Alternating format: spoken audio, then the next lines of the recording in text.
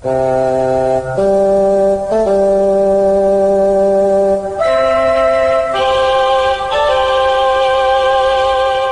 geeks, two beers, and a laptop. Episode 26, Keanu Reeves special.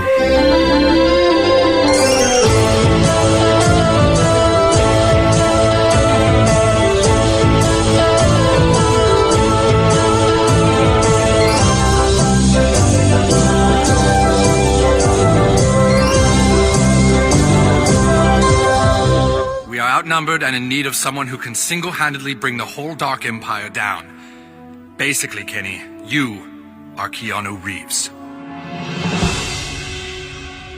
My spy! God has found a way to defeat your army. Impossible! How? A young man. Basically, he's like Keanu Reeves. Oh, Jesus Christ. My lord, we must attack now. What's the point? They have a Keanu Reeves now. Do not fear, my lord. Your army is great. Very well. Cheers. Cheers. Minus spillage. That's right. Yeah. Hello. Hello. And welcome to episode 26. Wow. Of Two Geeks, Two Beers, and a Laptop with me, Tom, and my podcast pal, Morgan. All right.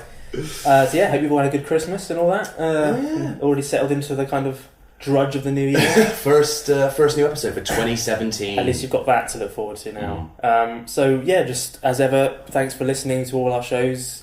We've noticed a big sort of bump on iTunes lately. Yeah, so. our listenership is ever growing, so thank you for that. And if you do listen via iTunes, please do give us a quick review, or if you can't be bothered with that, no, can be bothered with that. just give us a quick star rating. Five ideally. Yeah, it means a lot if you're able to do that. And also, always email us any suggestions, or if you just want to say hello, podcast at twogeeks2beers.com. Yeah, feedback or suggestions for future episodes. Just for instance, just picking one out at random, Thomas Meehan emailed us giving us some suggestions, including a few that we might well do. Yeah. Batman the Animated Series is a good idea. Studio Ghibli maybe. Nicktoons. Akira. Yeah, Akira. Yeah. All that kind of stuff. So if you have any ideas, please send them away. And you might get a shout out on the podcast. Yes, exciting exactly. stuff.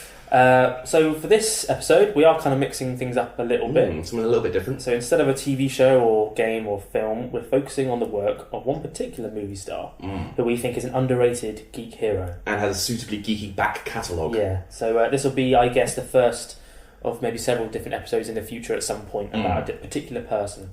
So this guy, he's been known as a tad grumpy. Perhaps not the greatest actor of all time, but I disagree. I disagree, and I think we're going to launch a staunch defence of his acting abilities. And a man who never ages. Yes. It's Mr. Keanu Reeves. Keanu. No way. So why do you love Keanu? Well, because he never ages, he's been part of my childhood. I've watched Keanu Reeves movies since I was a kid. Yep. And I love the fact that he keeps coming back. Yep. I'm thinking he's back. I love the fact that we'll get on some of the movies, but he was a star in the 80s, star in the 90s, and just when you think he's down, he's made some Oh yes, as everyone. Yeah, we won't be discussing at length, the likes of 47 Ronin. No. But then he always comes back, and also he seems like a genuinely lovely man, and he's got a reputation. I was doing some little bits of research, and he's got a reputation as being just one of the nicest guys in Hollywood. So the beers that we've got, I'm quite proud of this. I'm happy with this one. Yeah, it is English craft lager, Hogstar. Hogstar. Which, if you didn't know, his band, which I will mention a bit later, it was called Dogstar. So I saw that, perfect. That's pretty good. From a Hogsback brewery. So nice. There you go. Cheers again. All right. Yeah, very nice. So, a few facts first. Go on. So his full name, Keanu Charles Reeves, his actual name. Right. He's actually Canadian. Yeah, he's Canadian, born in Toronto. Yeah, so he's... Oh yeah, his name in Hawaiian, do you know what it is? No, I don't. Cool breeze over the mountains, which kind of sums him up. Yeah, right? suitable. He was born in Beirut, but he has an English mother from Essex. I did know that, yeah. And his father's from Hawaii. Born in Beirut? Yeah, so he's got all these different mixtures. Yeah. And his dad has like native Hawaiian, Chinese, Portuguese and English ancestry. So he's got lots of different cultures. I read that he apparently was a huge fan of the two Ronnies growing up, thanks to his English mum. He was an aspiring hockey player, and he suffered a knee injury and then went on to become an actor. Could have been a proper hockey star, apparently. He was pretty good. He was known as The Wall. I think he might have been a goalie, so he was just particularly... No. So, yeah, we've taken 6 of his geekiest films to dissect. And we will be touching on some of the others. I mean, in a perfect world, I would speak in depth about The Lake House, which if you listen to my other podcast, Whisper Show, I've waxed lyrical about that. Have you ever seen the Funny or Die skit where there's these 2 cops who have arrested Keanu Reeves and they mistake him for Mark Wahlberg? Oh, God. So a little blast of that. What do you have to say for yourself, Mark Wahlberg? I'm Keanu Reeves. You just think you're so tough with that fancy Boston accent, don't you, punk? I don't have an accent. You ever been to Boston? I asked the questions here, Wahlberg, so you shut that fat mouth. We've been watching you fornicate all over town in public places for months. Wait a second. You guys really believe I'm Mark Wahlberg? And that Mark Wahlberg has been running all over town having sex?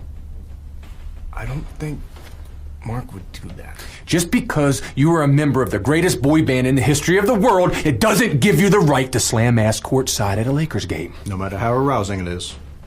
First, Donnie was in the New Kids on the Block. Second, I'm Keanu Reeves. What's so funny? Little tiny Mark Wahlberg here thinks he's big Keanu Reeves. Keanu Reeves is like 6'4" and from Oklahoma and the baddest son of a bitch that's ever walked this planet. And don't you ever claim to be the man that changed my life with the greatest role in the history of cinema. The Lake House. Fucking Lake House? What the hell is the Lake House? Oh, it's a wonderful film about love and fate. Romantic love. I know, I was in both those movies. I'm Keanu Reeves. Say it again. I'm Keanu Reeves. Don't you dare say it. I'm Keanu Reeves. Say it again, bitch. Say you're Keanu Reeves one more time, and I'm going to have John Wick come in here and shove a baseball bat so far up your Dirk Diggling ass that you got to call your brothers over at Wahlburgers to come over here with some toothpicks to pull out the splinters out of your spleen and your heart. And your butthole. You know John Wick isn't real, right? I played that guy in a movie. You know? Very good. Got a good sense of humour. See, Lake House is a beautiful film. It's not just me that thinks so. It was also, we could have talked about his attempts to do Shakespeare.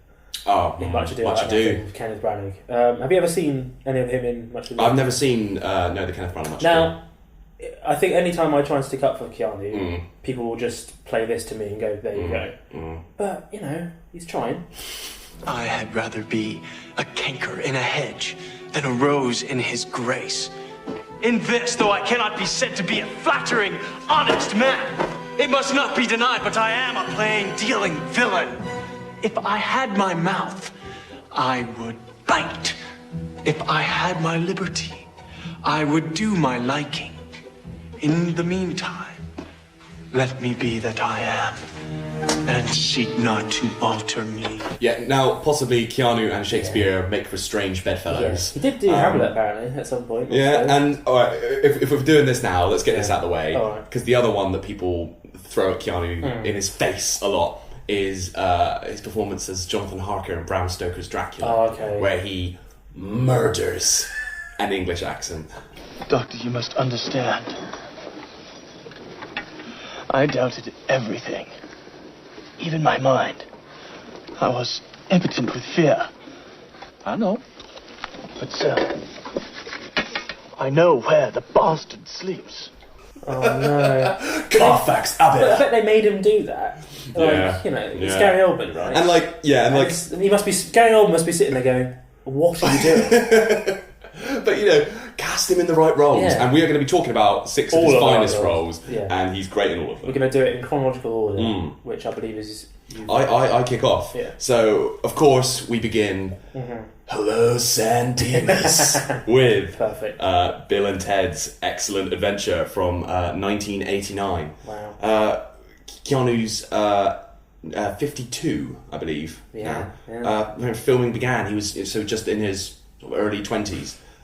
He once said, I used to have nightmares that they would put "he played Ted" on my tombstone. So well, I think he's got mixed feelings about the Bill and Ted films. Unlike The other one, Alex Winter. Alex Winter is now a successful director. Yeah, but what films has he directed? He was in. No, he made a very good documentary about Napster. Apparently, I've not seen it. But Bill and Ted's Excellent Adventure was directed by Stephen Herrick, who also directed 1993's The Three Musketeers, which I love. A couple of great 90s. Well, this is 90s, but you know what I mean. Yeah. Also, the first film I ever saw at the cinema. Yeah. When does love you again? So most people know the plot of Bill and Ted, but for beginners, it follows two airheaded teens. Ted Theodore Logan, played by Reeves, and Bill S. Preston Esquire, played by Alex Winter, who travel through time, picking up historical figures along the way to help them not flunk their history class. Meanwhile, they are unaware that their music, as part of the band Wild Stallions, will go on to inspire I learned a lot about a history. utopian future. I learned a lot about history. I learned a lot about history. It's educational and entertaining. Yeah. So let's have a crack at the trailer.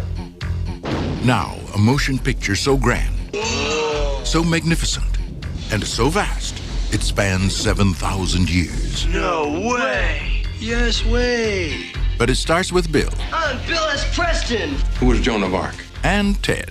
Noah's wife? We're in danger of flunking most heinously tomorrow. A force from the future. Can we go anywhere we want at any time? You can do anything you want. Is putting history at their fingertips. Let's reach out and touch someone. They're traveling through time. How's it going, Royal Ugly Dudes? Put them in the Iron Maiden.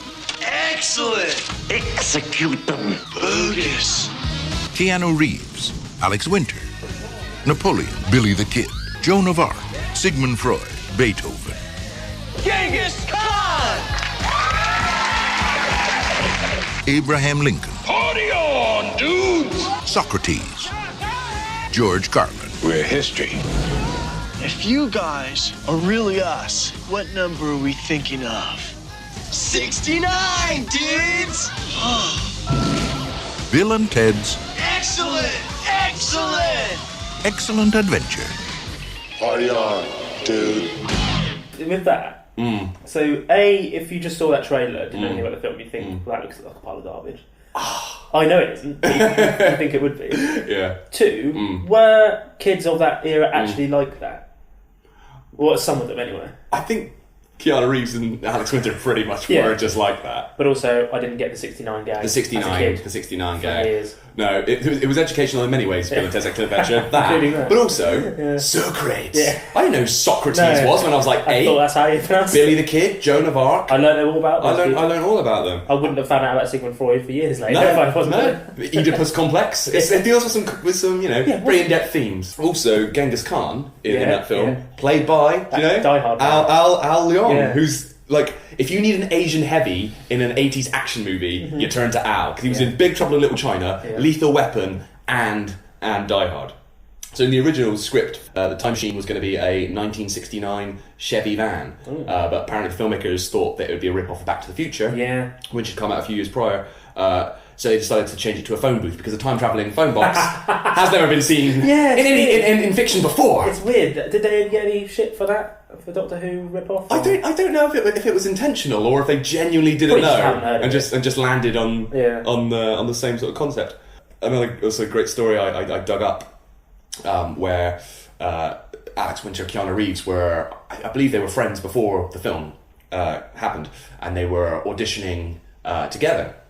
And they were reading different sides, and every so often they would swap parts because they weren't sure which part, the producers weren't sure which part they wanted which actor to play.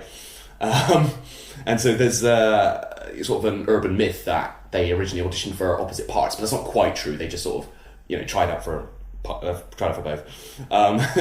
And Alex Winter reflected on this, where he says, the reason that ended up in lore was because at a certain point, Keanu got it in his head that he was playing Bill and I was playing Ted. We were sitting in the office waiting to meet the producers for the first time, and I'm pretty jazzed, and he's miserable. He's sad Keanu. I'm like, dude, what's wrong? We finally got it after all this bullshit. And he's like, yeah, but I'm Ted. And I was like, yeah, you're Ted, that's awesome. He was like, I thought I was Bill. I was like, what fucking difference does it make? But he was really sad. He wanted to be Bill and he was Ted. Doesn't really make a great deal of difference. But Keanu was really sad. He committed to playing Bill, and he He couldn't hack it. Well, he probably got into the role so much that, he had to do it all over again. I know, he had to pull himself out. He has to go method on Ted Theodore Logan. He thought he was playing Bill S. Preston Esquire. So then a couple of years later, 1991, there was a sequel, Bill and Ted's Bogus Journey, in which... And I'm trying now to sort of squash the plot and make it quick and snappy, but it's tricky. Not easy. In which Chuck the Anomalous, tyrant from the future, creates android doubles of Bill and Ted and sends them back to eliminate the originals. Bill and Ted are killed, go to hell, then heaven, where they meet Station, two hairy rotund aliens who confuse into one bigger, hairier, rotunda alien. With the help of Station and the Grim Reaper, they build good robot Bill and Teds to fight back against the evil robot Bill and Teds. Let's watch the trailer. I have a feeling we're about to embark upon a most unprecedented expedition. Once they made history. I must see to it that you die. Now, they are history. Bill and Ted are dead. Welcome to hell. It's the Grim Reaper, dude. How's it hanging, Death? But they're having one hell of a time. This is not what I expected this place to look like at all. We got totally lied to by our album covers, man. You may challenge me to a contest. J7. You have sunk my battleship. Excellent! Best 2 out of 3. What? Invading the present. I totally possessed my dad. Battling the future. You're metal, dude! Excuse us, but your shoes are untied.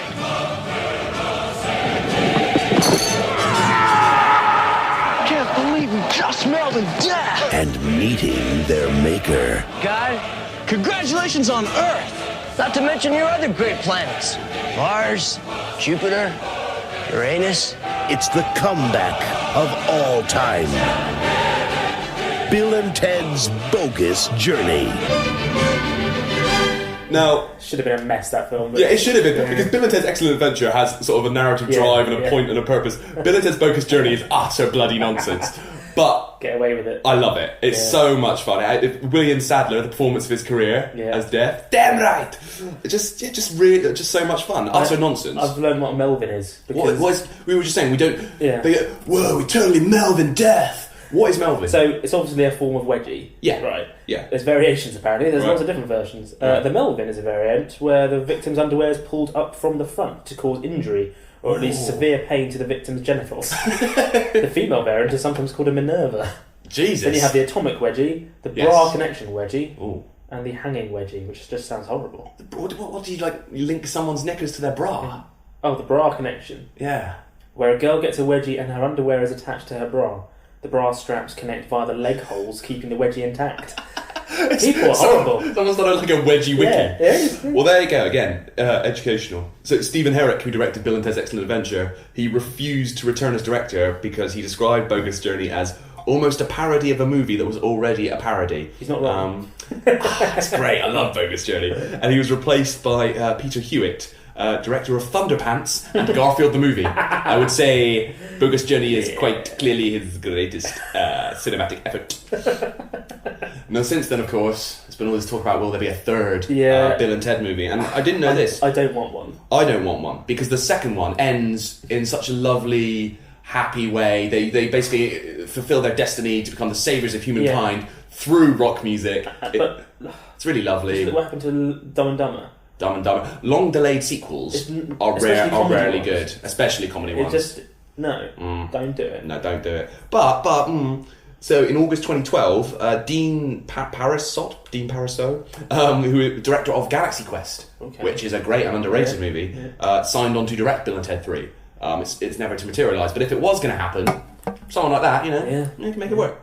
But that's not the end of the Bill and Ted franchise, because there was Bill and Ted's Excellent Adventures, which was an animated series, a cartoon, which I remember watching. Yeah, was it them that did the voice? Well, so in the first season, it featured the voices of Alex Winter, Keanu Reeves, and George Carlin, incredible, playing Rufus. Then there was a second season which didn't feature them, but featured voice work from actors who were about to star in a live-action Bill and Ted TV show, which I had also called Bill and Ted's Excellent Adventures, which I had no idea even existed. Well, let's have a little blast of the animated series intro first of all. I had been selected for a most important journey. I was to help fulfill the destiny of the two great ones, Bill and Ted. Wild stallions rule! Whenever time stands still and trouble moves too fast, to save the future, we must learn about the past. Whoa! Excellent! Bill and Ted. Bogus! Adventures most outstanding every day. It's outrageous, so bodacious. Help is always on the way. Bill and Ted's excellent adventures. It's a party, that's for sure. Bill and Ted's most excellent adventures. Most triumphant! It's outrageous. It's bodacious. As far as I can tell, it isn't, but it sounds just like Michael Bolton's Michael thing. Bolton. 2, I think I said A, but 2. Another example of how the times are different now, especially what kids get given. Back then, they really cared about making like cartoon versions of big films. Like Back to the Future had his own series with Christopher Lloyd in it. Yeah. And, you know, loads of these sort of things got their own proper series where they made an effort. Yeah, okay, made an a effort. bit of crap, but, you know, Yeah. you couldn't get that now, would you? No. The closest you get is Napoleon Dynamite. And look what happened there. And that was terrible. Yeah. But then so they did a second season of that, featuring the voices of Evan Richards and Christopher Kennedy, who played Bill and Ted in this live action series, which only ran for one season on Fox. Now I had no idea this even existed. I found some clips from it, and I expected it to be an absolute car crash. Yeah. It doesn't look great, but I have to say they do a good Bill and Ted. Okay. They're not Keanu and Alex Winter, but they give it a good stab. Glenn Nevis, dude. How's it going? Totally the smartest kid in San Dimas High. Yeah, you once got a B+. Congratulations. I'm late for class. Stop! Don't touch that. Those are mine. Glenn Nevis is a most intense individual. It must be difficult with someone with such a big brain to interact with two such as us. We appreciate how hard this must be for you, Glenn Nevis. But we'd be most grateful if you could answer but one question for us. Yeah. Who's Einstein? Einstein? Who is Einstein? Einstein, you lame brains, is only the smartest man who ever lived. Ever. Let me put this in terms you might understand. I am to Einstein as you two are to me. That's weird. I'm watching that at an angle, sort of squinting, and if you told me that was real, I'd fair play to those guys. They gave it their all. But this is even that was not the end of the Bill and Ted franchise. All right, how about this headline from 2013? Bong!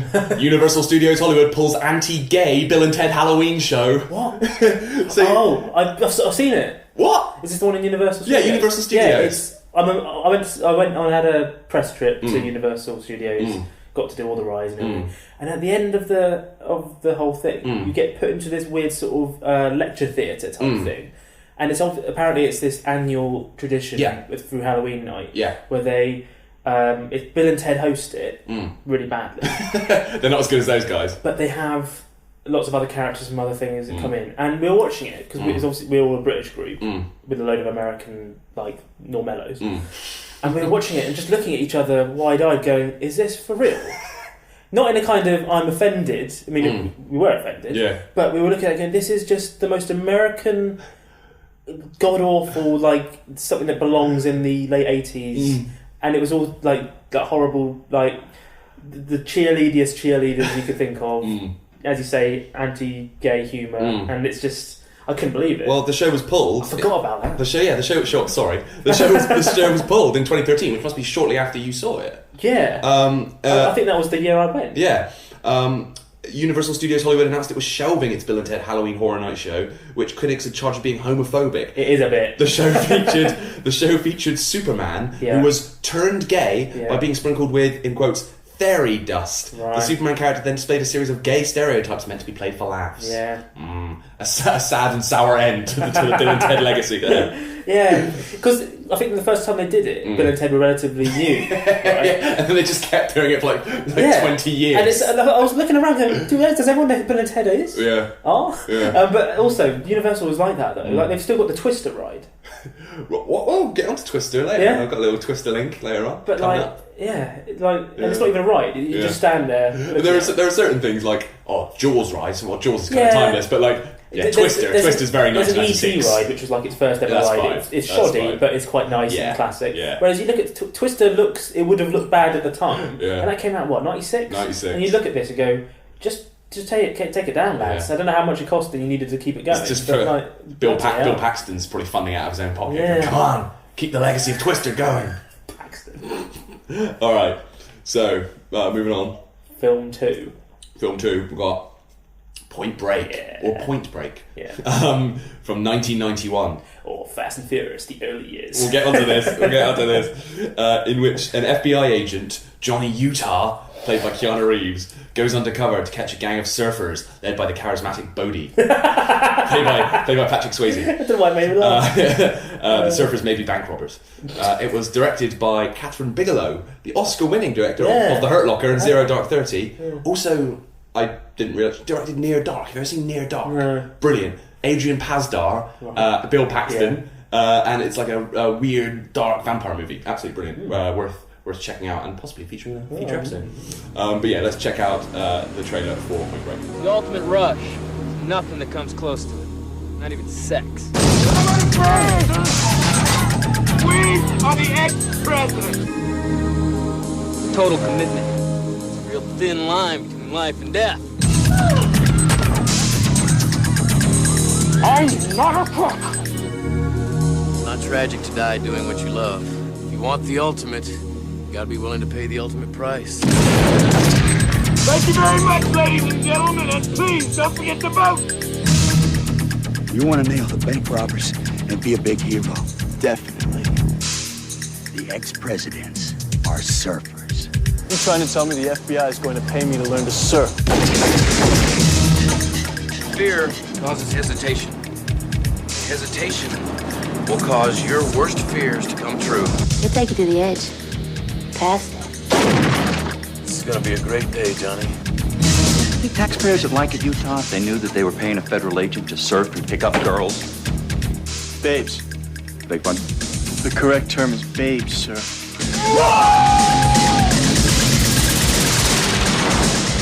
Adios, amigos! Awesome. now, tragically, the line in which John C. McGinley chastises Reeves and he says, "Babes, sir, they're called babes." That's in the trailer, not in the film. What? It's cut from the film. Why would you cut that from the film? No, one of the best lines. This must be the film which got Keanu to lose his Bill and Ted. Well, it's clever because it did launch Keanu as an action star, but kind of weaves in the whole surfer dude, the whole surfer dude persona into the plot. So it's a nice little stepping stone. But again, very nearly didn't happen. People who turned down the role of Johnny Utah or were considered Val Kilmer, Johnny Depp, Charlie Sheen, Matthew Broderick, and Willem Dafoe. It's like they really had no idea what this character was meant to be. Now, Point Break does include a love interest for Keanu, played by Laurie Petty. But we all know the real love story in the film is between Keanu and Patrick Swayze.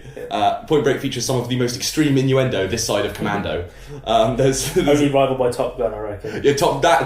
But Top Gun, everyone talks about Top Gun. I don't think Point Break gets enough. People don't talk about this enough. There's one line where Bodie says to Johnny Utah, "I know it's hard for you. I know you want me so bad it's like acid in your mouth." Come on.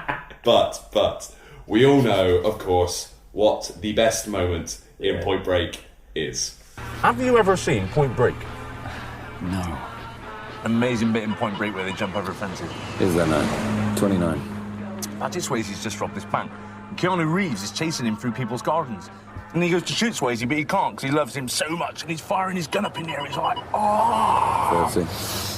Have you ever fired your gun up in the air and gone, ah? No, I have not ever fired my gun up in the air and gone, ah. Alright, should we have a bit of Keanu Reeves firing his gun up in the air and going, ah?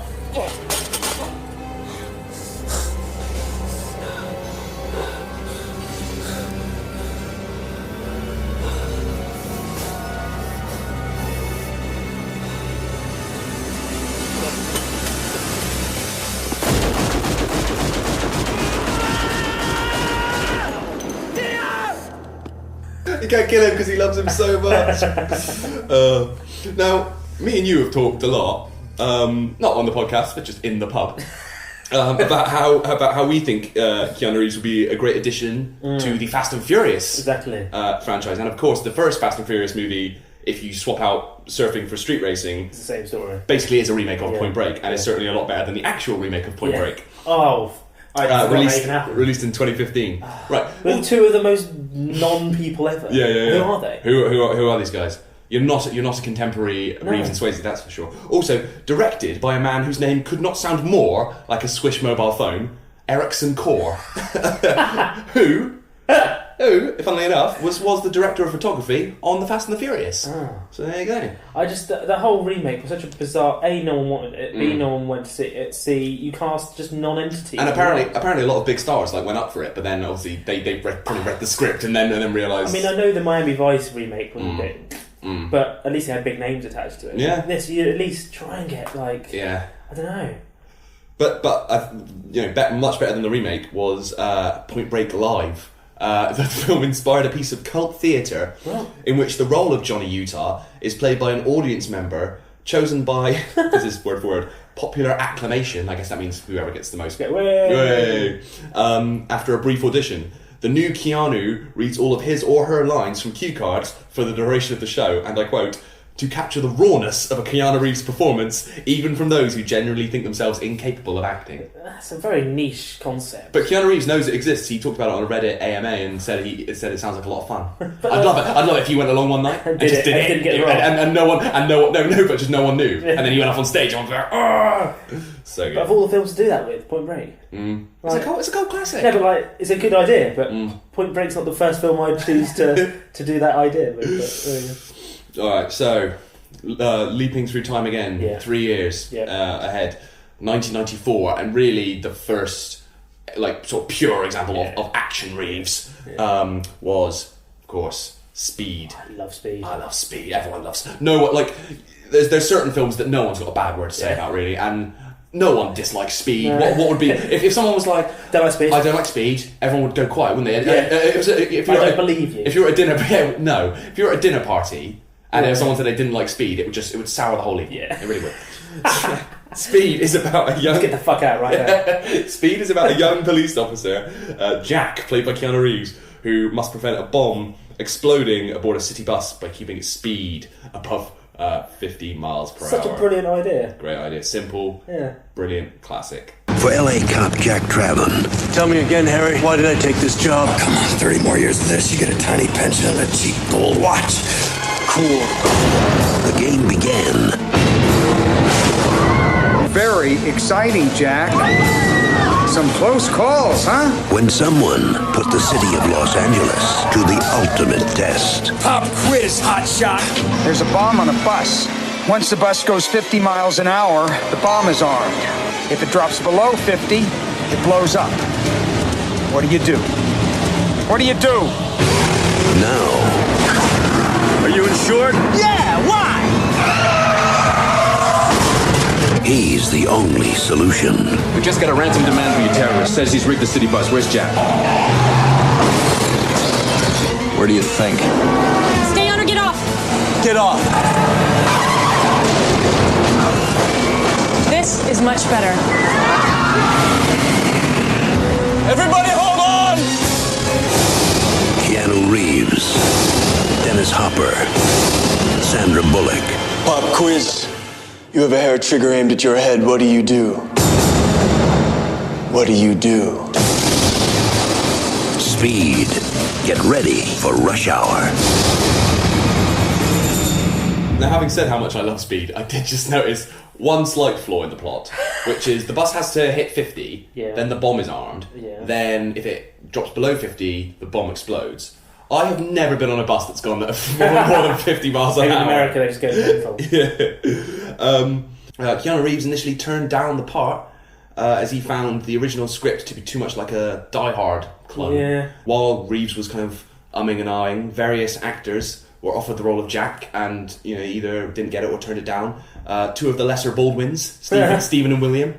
Not even Alec. Not even Daniel. At least start with Daniel.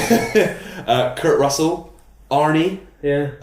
Stallone, Bruce Willis, Michael Keaton, Tom Hanks, Johnny Depp, Tom Cruise, Jim Carrey. It's like everyone you can think of in the 90s. Brad Pitt, George Clooney, Nicolas Cage. What? Mickey Rourke. Who's left? John Travolta. Patrick Swayze. Jean-Claude Van Damme. Dolph Lundgren, Mel Gibson, and Harrison Ford. That's just a list of people. That's just a list of... They've copied that from a Wikipedia of actors. That's just a list of actors who were working in the 90s. Martin Freeman, Laurence Olivier. Also, Jeff Bridges was considered to play Jack, not to be confused with Jeff Daniels, which people often do, who actually is in the movie and is brilliant as Jack's partner Harry, and is fantastic. See, actors have a really tough decision when it comes to action films because so many of them are done shit, whereas only a few stand the test of time and do a Die Hard or a Speed where they still look good all those years. Yeah. And it must be hard when you hear the plot of the film and you think, what if this just looks dreadful when it comes out? It could just be like, remember that when we were talking about Die Hard, there was that film with Patrick Stewart versus Vincent Kartheiser in a storm, and you think on paper that might have sounded really good. So you watch it back, and like Speed Bomb on a Bus is only a little less ludicrous than bombs that turn into people that turn into bombs from the Pierce Brosnan classic Live Wire. Get out the way! This man is a bomb. But that's clearly a terrible fucking movie. Jan de Bont cast Keanu Reeves after seeing him in Point Break, and I wonder if this is why we love Keanu so much. He felt that the actor was vulnerable on the screen. He's not threatening to men because he's not that bulky, but he looks great to women. Yeah. It's the same thing with Bruce back in the day. In Die Hard, he's not like a big, muscly, bulky man. In our 24 episode, we talked about Kiefer Sutherland. He's not like super ripped. He's just hard. It's just a brick shithouse. Also, Keanu known for his kind of like flowing Bill and Ted style locks. Jan de Bont insisted that he shave his head. Originally, it was like literally like a proper buzz cut. And the studio freaked out, and he had to sort of grow it back a little bit. Everyone at the studio was scared shitless when they first saw it, said Jan de Bont. There was only like a millimetre. What you see in the movie is actually grown in. Jan de Bont, his filmography continued with Twister, as we were saying, from 1996. Was it The Haunting?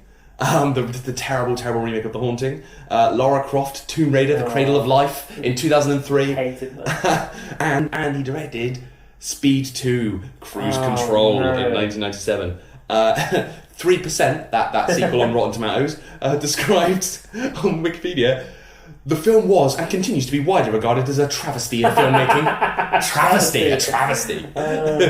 And because of the immense failure of Speed 2, there has, of course, never been a Speed 3, apart, of course, from the 1998 episode of the sitcom Father Ted. Written after the show's writers, Graham Linehan and Arthur Matthews, asked themselves, how can we make a worse sequel than Speed 2? Dougal! Are you going over 4 miles an hour? Ah, Ted, I'm doing fine. Leave me alone. Are you doing over 4? Not yet. Now I am.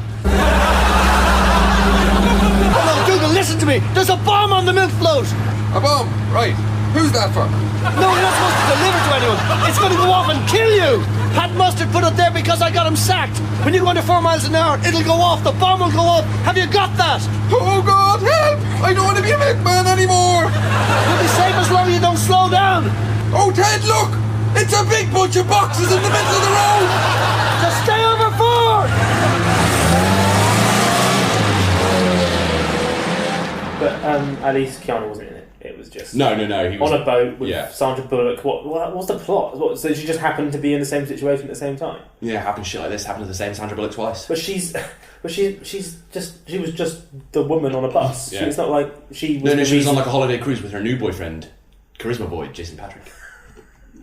Is it at least Dennis Hopper's son or something? Or? No, it's just Willem Dafoe, who famously almost played Johnny Utah in Point Break. Okay. He likes leeches. Yeah. So I'm passing on the Reeves baton to you now. So to 1999 we go to arguably his finest and most famous film, The Matrix. I'm only gonna focus on the first film, so can't be asked to. Yeah, I don't really want to relive Reloaded and Revolutions. It's too complicated, because the first is still brilliant, still looks fresh, slick, and it works perfectly isolated. Yeah. You don't. It's a film that doesn't need a sequel. Doesn't need a sequel. I think I was just too dense to understand it all, because when I first watched it, I got what I think I needed to get, and then when I watched the next ones, and it was this sprawling universe. But I looked at it and was like, I have no idea what's going on. I love The Matrix. People go. I remember at the time people were like, "Matrix is so confusing." No, it's not. What is The Matrix? I don't understand. Well, it's a virtual world. Yeah, they plugged this in. But they made it confusing in the next two. In the next two, yeah, granted, they turned it into this thing that it didn't need to be. But it was also the film I think kind of helped Keanu remain. Even if he did nothing after this, he would be like a Hollywood legend sort of thing, because he'd already done a few good films, but this and in a way, he'd be remembered for. And in a way, it felt a bit like one of his first comebacks. Yeah, because from Bill and Ted to Point Break to Speed was pretty. Whereas 5 years later, there'd been a 5-year gap between Speed and The Matrix. So, if you don't know, in this film, Keanu plays Thomas Anderson, or Neo, a computer programmer who learns the truth about a dystopian future, which reality, as perceived by most humans, is actually a simulated reality called the Matrix, created by sentient machines to subdue the human population while their bodies' heat and electrical activity are used as an energy source and is drawn into the rebellion against the machines, which involves other people who have been freed from the dream world. Now, I love how, that's taken from Wikipedia. Yeah. I love how they have the intro. Normally you can do it in a sentence. There they go, okay, just strap yourselves in. It's the most convoluted Reeves film since Bill and Ted's Bogus Journey. Yeah. And it also includes, obviously, Lawrence Fishburne in particular as Morpheus, who's just... Do you want to know what it is? So, might as well do the trailer. Yes, please. For The Matrix.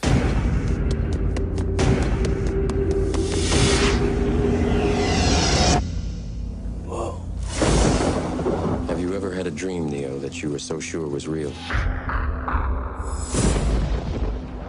What if you were unable to wake from that dream? How would you know the difference between the dream world and the real world? What is happening to me? The answer is out there, Neo. It's the question that drives us. What is the Matrix? The Matrix is the world that has been pulled over your eyes to blind you from the truth. What truth? They're watching you, Neo. Human beings are a disease. You are a cancer of this planet. And we are the cure. Get me the hell out of here! Welcome to the real world.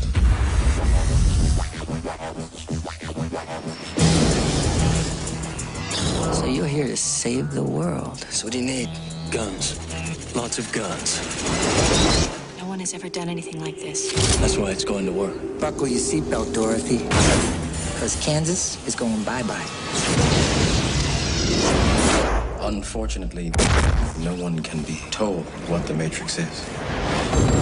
You have to see it for yourself. No one can be told what the Matrix is. Yeah, so it's a virtual world. Done. It could have been a big load of pretentious mess, that film, but it's done so well that you forgive it. And some people try and turn it into pretentious wank, and they just, no, it's a silly bloody action film. And it's great. Famously, Will Smith turned down the role to do Wild Wild West. To play Jim West, Desperado, Rough Rider. Also, Nicolas Cage turned it down. What? Yeah. Because of family obligations, apparently. That would have been awful. Warner Brothers wanted Brad Pitt or Val Kilmer. But when both declined, they pushed for Keanu, who won it over Johnny Depp, which was the Wachowskis' first choice. Really? Didn't know that. So, all in all, I think they got the right guy. Yeah, absolutely. But what I was saying earlier about effort put into roles, all of the actors were required to be able to understand and explain what the Matrix is before they even started it. It's not that complicated, but fine. And I've got a little clip of him talking about said nonsense. I had to read Baudrillard. I had to read Out of Control, which was about systems, evolution, robots. And then there was another book which was Evolutionary Psychology. Those were 3 books that they wanted me to read before I even opened up the script. Well, I mean, I guess for myself, to play Thomas Anderson, he was searching for the truth to his life. He felt that something was wrong. He felt like he was not having real contact. He was searching for something. He was searching. He felt that there was something behind the veil, and he was looking. So he was looking for Morpheus to try to break that veil. And I guess that is something that Baudrillard spoke about sometimes, but not in searching for something, but in what got in the way. He does one chapter, I believe, on like religious icons, where the icon starts to represent God and it loses its power of a true connection to God, because then you're with the icon and then you have a simulation of an icon until it becomes on the dashboard of your car. You know, a decay of meaning. They've broken Keanu. Woo! There you go. It's Baudrillard. That's the first and last time you're here. Baudrillardian philosophy in Two Geeks. So, also, not only that, the directors hired the Chinese martial arts choreographer Yuan Wu Ping to work on fight scenes. To prepare for the Wire Thu, the actors had to train for several months, and the Wachowskis scheduled 4 months of training. But then Yuan started to worry because he realised how unfit all the actors were. You know, realistically, they're not meant to be. You're not going. Hugo Weaving's not a fucking martial artist, or at least I don't think he was. What I liked is it says here Yuan let their body style develop over the time, and then he worked with each actor's strength. He said it's like the introduction of cartoon anime characters. He built on Reeves's diligence, Fishburne's resilience, Hugo Weaving's precision, and Carrie-Anne Moss's feminine grace. Amazing. Prior to pre-production, Keanu suffered 2-level fusion in his cervical spine, which had begun to cause paralysis in his legs, which required him to undergo neck surgery. Jesus. Just so many brilliant moments in that film. Obviously, bullet time bits, the subway fight with Agent Smith, the bank shootout. Trinity! Help! Yeah. But what I like though is that you can tell it's them doing all the stuff. So you've got the behind the scenes footage and they're just on wires and stuff. Yeah, Keanu's famous for doing like 90% of his own stuff. Exactly. But also, you know, at the end when he's on the phone and then Rage Against the Machine kicks in. Yes. I thought it was him doing the come on bit. If you listen, it sounds just like him.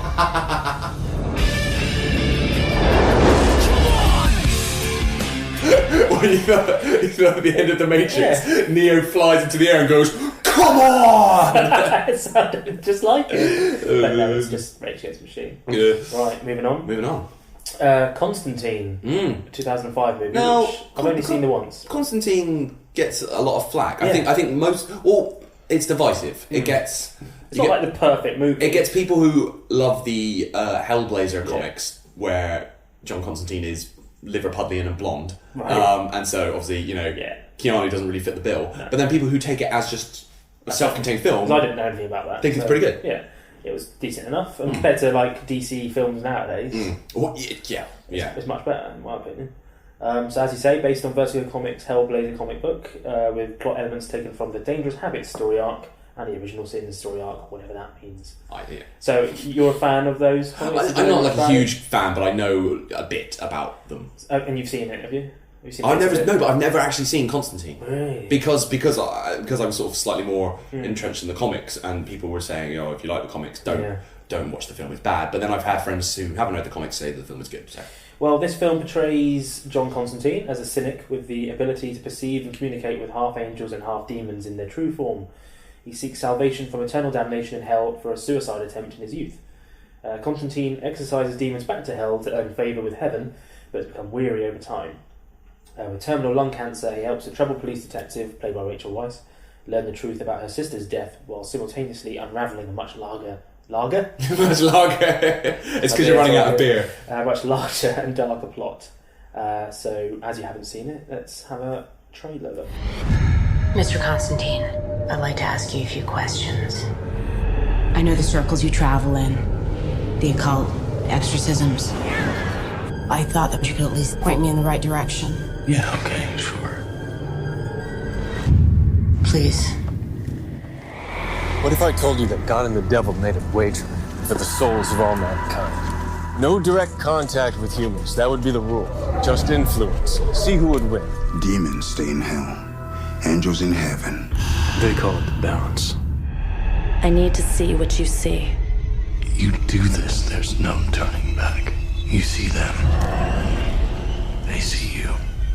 Understand?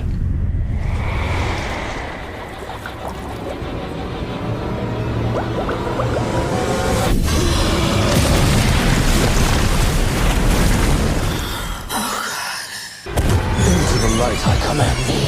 Into the light I command thee.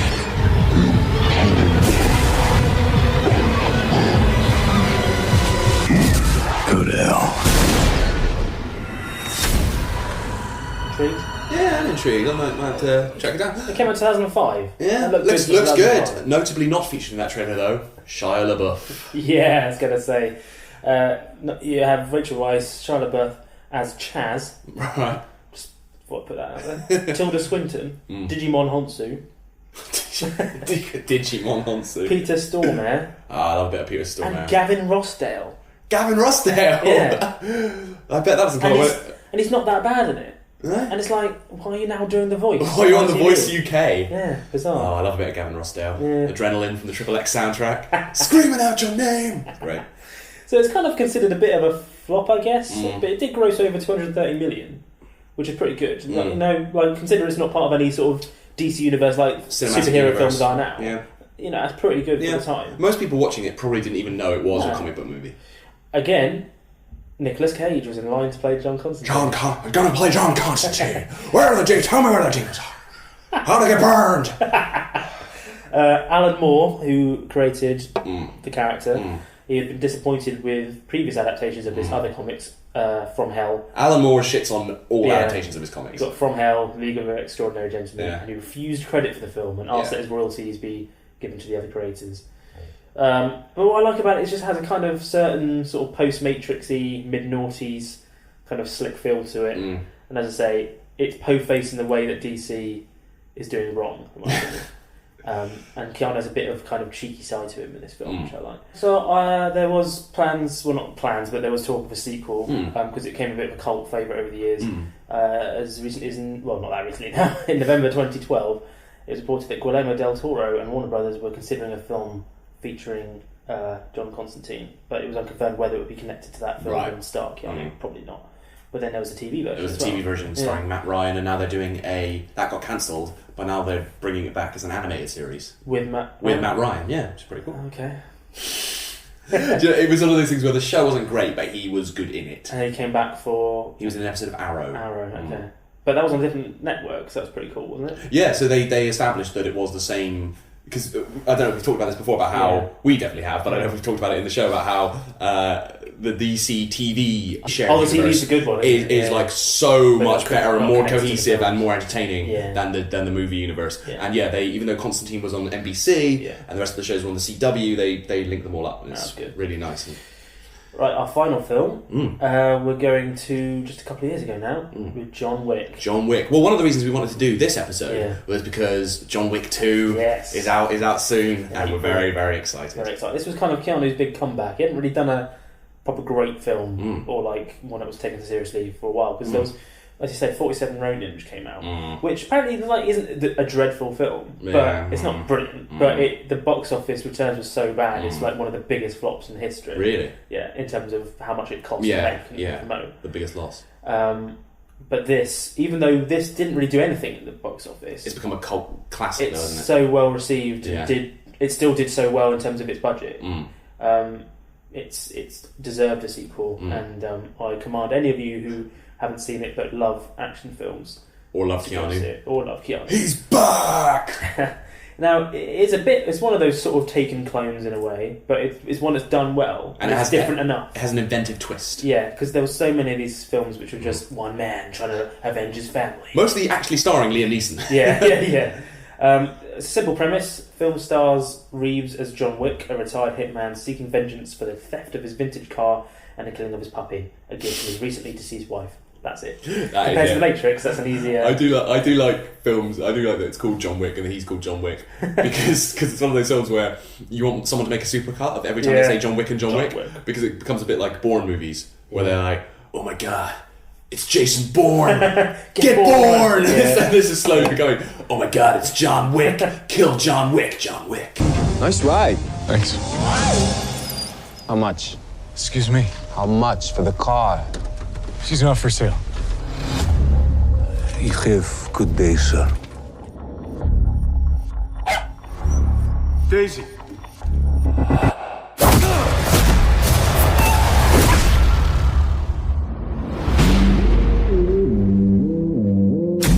I lost everything. That dog was a final gift from my dying wife. Jonathan, you got out once. You dip so much as a pinky back into this pond, you may find something reaching out to pull you back in. It's personal. Where'd you get that car? What does it matter? It's not what you did, son. It's who you did it to. Nobody? But nobody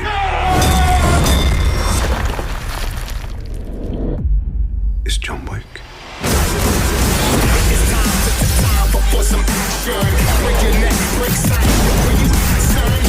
You working again? No, just sorting some stuff out.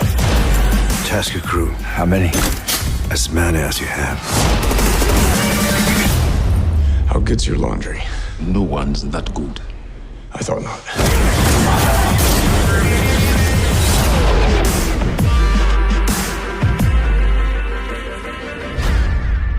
Now, I think John Wick would beat any of these guys. Bond, Bourne, Bauer. His moves are impressive. I've never seen a film... there's been films before that have done it, obviously, but I've never seen a film so well choreographed in terms of gunfights. Yeah. Before. There's a whole scene involving a club Yeah. where he's trying to shoot Alfie Allen to death. Spectacular gunplay. And most of it, if not all of it, done by Reeves himself. Yeah. Again, I'll show you a clip now of him just training like hell. I think this is for the first film, of how much effort he puts in. You know, we love Bruce, we used to love Bruce, but you get the feeling he wouldn't do any of this. He would not do this. Keanu went through extensive training, probably 4 solid months. And I don't mean like an hour a day, doing push-ups and sit-ups. I mean 5 days a week, 8 hours a day.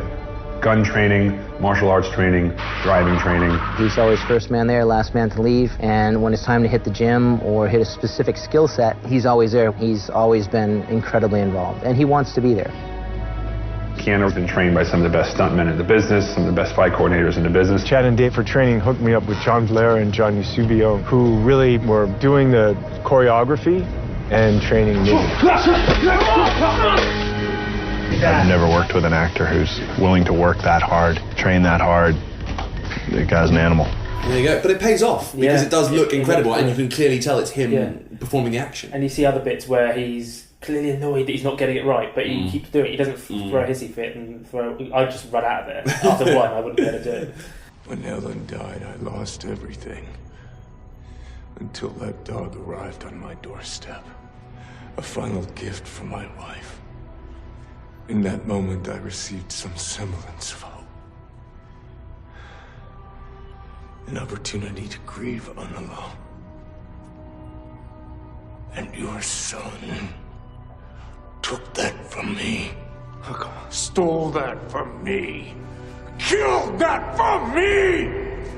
People keep asking if I'm back, and I haven't really had an answer.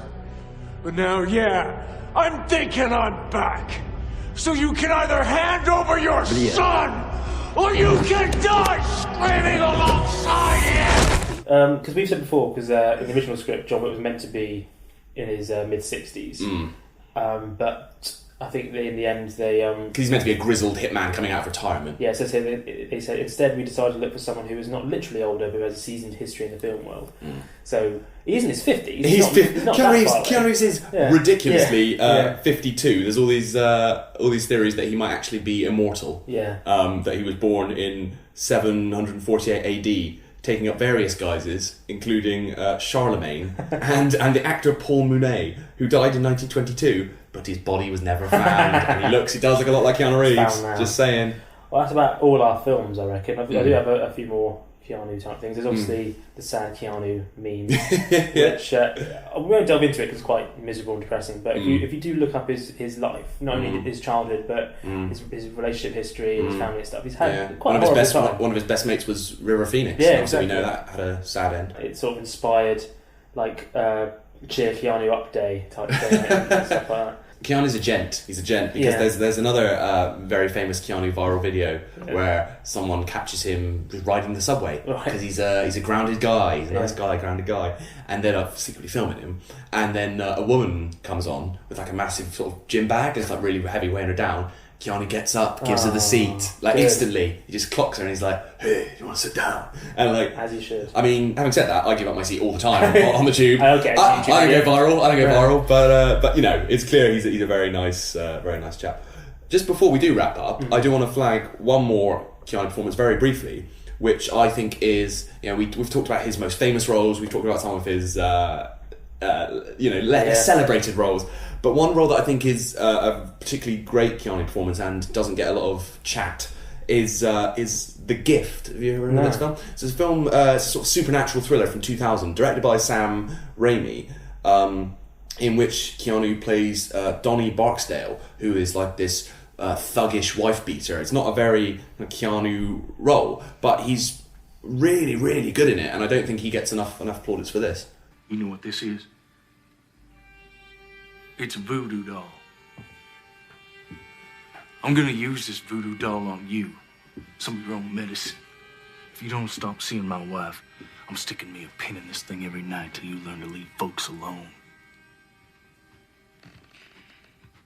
Go back to bed. Everything's fine. I bet you love those little children, don't you?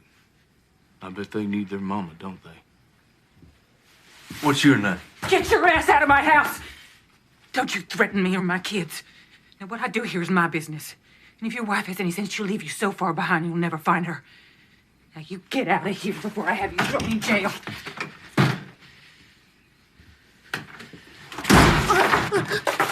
Messing with the devil's gonna get you burned.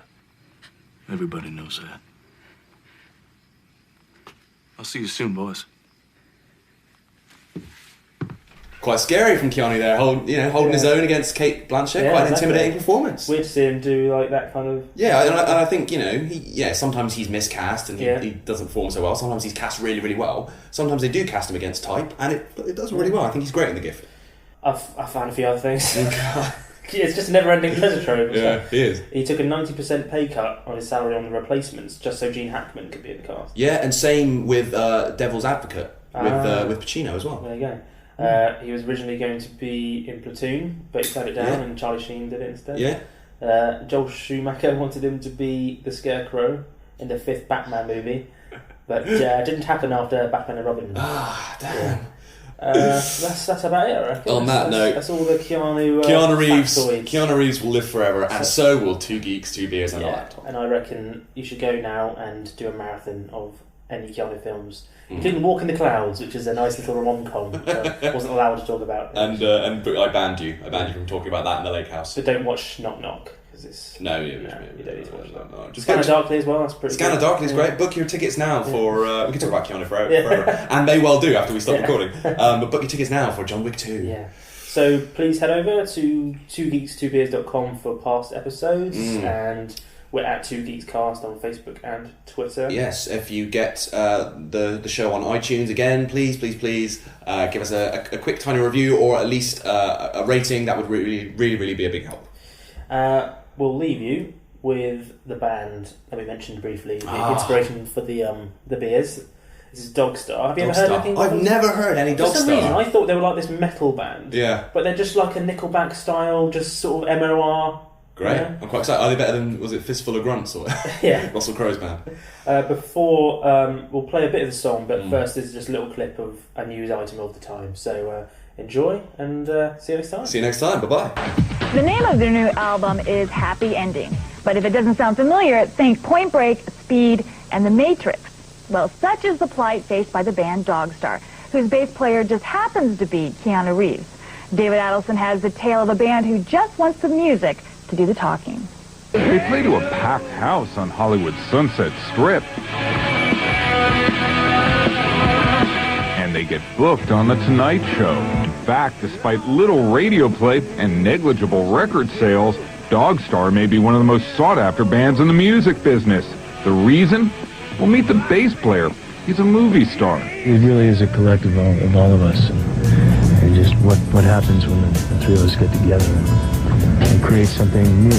They moved down into town, not to be forgotten. Stay around, the jasmine sweet, the air is gone.